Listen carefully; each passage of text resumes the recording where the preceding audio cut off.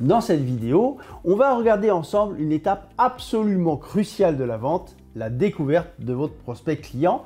Et plus précisément, on va voir comment cette découverte peut faire vivre une expérience forte, différenciante à votre cible, pour ensuite remporter l'affaire plus facilement. Si vous conduisez une bonne découverte, vous avez ensuite tout ce qu'il vous faut pour d'abord construire une offre puissante, ensuite conduire un argumentaire convaincant, avec tous les arguments qui font mouche, puis bien sûr closer naturellement, je dirais quasiment sans phase de négociation et sans objection. Tous les experts le disent, la découverte est le réacteur nucléaire de la vente. Vous devez impérativement avoir cet as dans votre jeu pour remporter la partie. Voyons comment. Pour ceux qui ne me connaissent pas encore, je suis Jean-Pierre Giraud, le fondateur de la chaîne et du blog Les Grandes Techniques de Vente. Si vous ne l'avez pas déjà fait, eh bien abonnez-vous ci-dessous pour recevoir nos prochaines vidéos. En parallèle, je suis aussi le fondateur de l'organisme de formation Leader Vente, dédié aux indépendants et aux TPE, ainsi que d'un cabinet d'affaires qui porte mon nom, dédié aux PME et aux plus grosses structures. Pour commencer, on va regarder une notion qui est ultra importante dans la phase de découverte de votre prospect client, c'est le fait de le faire parler le plus possible. Car lorsque votre interlocuteur vous parle, il se rapproche de vous, que ce soit consciemment ou inconsciemment d'ailleurs. Et vous le savez comme moi, votre prospect client, avant d'acheter vos produits ou vos services, c'est vous qui l'achète. Et plus il vous parle, plus il crée de liens avec vous, et plus la suite sera facilitée. Alors plus concrètement, laisser parler l'autre, le faire parler, ça veut dire quoi? Eh bien, ça tient en 5 points. Le premier, c'est de le laisser s'exprimer à chaque fois qu'il entame quelque chose. Et surtout, ne pas lui couper la parole. 2, vous avez bien sûr ensuite à lui poser des questions. Des bonnes questions, comme on va le voir dans un petit moment dans cette vidéo. 3, eh bien, il y a aussi le fait de régulièrement lui envoyer des signes de reconnaissance, par des messages non verbaux par exemple, du genre hochement de tête, sourire, etc. Ou en le remerciant également de temps en temps. Je dirais par exemple pour la richesse de ce qu'il vous dit, la précision de ses informations. 4, ensuite, et là on monte d'un cran dans la difficulté, vous devez être vraiment hyper attentif à ce qu'il vous raconte. Vous devez être dans une véritable écoute. Car souvent, vous allez capter des choses en étant 100% attentif que vous n'auriez peut-être pas capté en temps normal.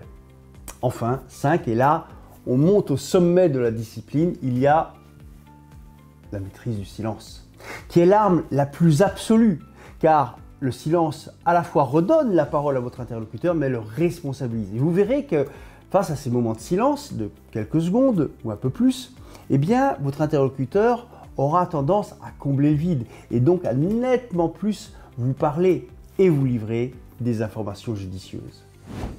Maintenant qu'on a vu qu'il était important de faire parler l'autre, regardons un savoir-faire majeur de la découverte. Il s'agit de 3 sujets, de 3 faisceaux que vous avez à mettre en lumière: le besoin, le contexte, les paramètres de décision. Regardons ça un peu plus en détail. Dans la découverte du besoin, vous devez en particulier vous intéresser et poser des questions sur qui seront les utilisateurs de votre produit ou service, quels sont leurs objectifs, quels sont les gains qu'ils recherchent, quels sont leurs critères de sensibilité, quelle vision ils ont de la solution à mettre en place, quel agenda ils ont en tête, etc.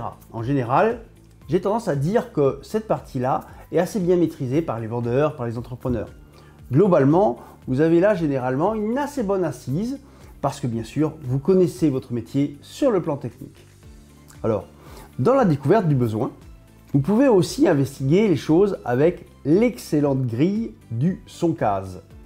Là, vous pouvez appréhender des besoins plus implicites, comme le besoin de sécurité, le besoin qu'a votre cible d'être flatté dans son orgueil, son besoin de nouveauté ou d'innovation, son besoin de confort, qui peut être matériel ou existentiel, son besoin bien sûr d'argent, qui en général se traduit soit par la recherche d'un ROI, soit par un bon rapport qualité-prix. Et enfin, le besoin de sympathie, c'est-à-dire de relations humaines plus, et de besoin d'écologie, c'est-à-dire de protection de notre planète. C'est un ensemble de sujets auxquels votre cible peut être assez sensible, et c'est donc tout à fait pertinent de le mesurer. Après le besoin, le deuxième faisceau à investiguer est la découverte du contexte. Ici, on va s'intéresser à tout ce qui est autour du besoin. Regardons ce que ça comprend. Et bien sûr, dans un premier temps, votre interlocuteur, vos interlocuteurs. En B2B, vous allez attacher une importance à la fonction de votre interlocuteur et surtout le rôle qu'il tient dans l'achat qu'il prévoit de faire. Vous devez aussi vous intéresser à chercher les personnes qui pourraient avoir un rôle influent autour de lui, soit pour définir le besoin, soit bien sûr au moment de valider la décision. En B2C, auprès des particuliers, vous allez vous intéresser en particulier au rôle de monsieur et de madame dans l'acquisition qu'il prévoit de faire. Ensuite, vous avez également à investiguer l'environnement matériel et les moyens techniques de votre cible, qui souvent d'ailleurs sont comme ça en interaction avec son besoin. Et le plus important de tout, c'est que vous devez investiguer l'historique des solutions déjà mises en place pour satisfaire le besoin qui concerne votre rencontre actuelle. Qu'est-ce qui a déjà été mis en place? Quels résultats ça a-t-il produit? Qu'est-ce qui était satisfaisant? Qu'est-ce qui peut-être ne l'était pas?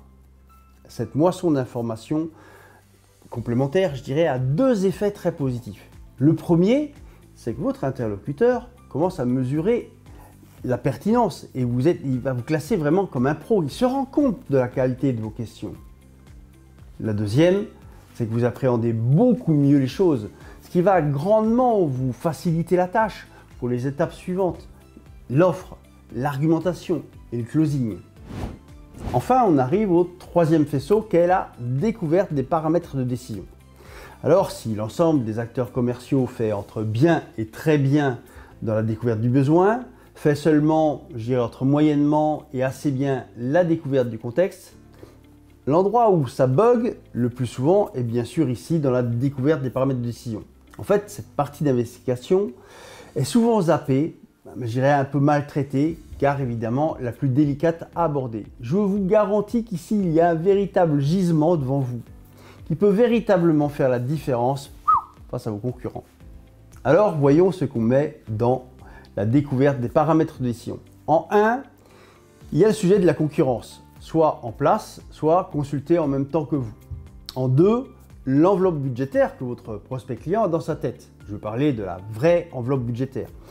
J'aime bien d'ailleurs aussi cette expression qui dit combien on met d'essence pour faire tourner le moteur. Vous pouvez aussi en profiter, je dirais, pour faire un peu le tour des options de financement. Il y a souvent de bons bras de levier de ce côté-là. En 3, vous faites un focus sur le circuit de décision et les critères de choix, qui est le décisionnaire, en fonction de quoi il va choisir tel ou tel fournisseur, vous voyez. En 4, vous cherchez à avoir une vision complète sur le calendrier. Remise de l'offre, période de réflexion, date d'engagement, mise en production, livraison, échéance des règlements, etc. Enfin, en 5, vous cherchez à savoir quel est le format de remise d'offre que votre interlocuteur préférera, afin de coller le mieux possible au format qui va faire mouche. Ça peut être une visio, une rencontre dans son entreprise, peut-être un déjeuner d'affaires dans une ville à mi-chemin. Soyez créatif et un petit peu audacieux. Dans 80% des cas, vous constaterez que vos interlocuteurs aiment ça. Petit rappel, si vous réussissez à bien découvrir son besoin, bien découvrir le contexte et bien découvrir les paramètres de décision, eh bien vous allez mettre vos concurrents loin derrière vous.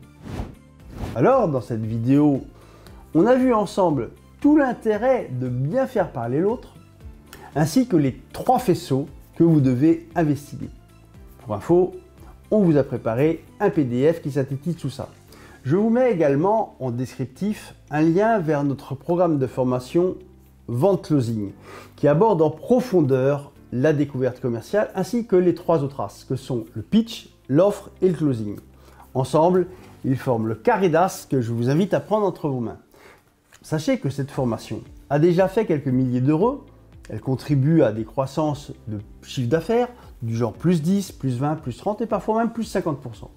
Voilà, j'espère que cette vidéo vous a plu. N'hésitez pas à nous mettre un j'aime si vous l'avez apprécié. Indiquez-moi en commentaire ce que vous en avez pensé. Et puis, dites-moi les sujets sur lesquels vous aimeriez que j'aborde prochainement. Voilà, je vous donne rendez-vous pour plein d'autres vidéos. Je vous dis à très bientôt et surtout bon business d'ici là.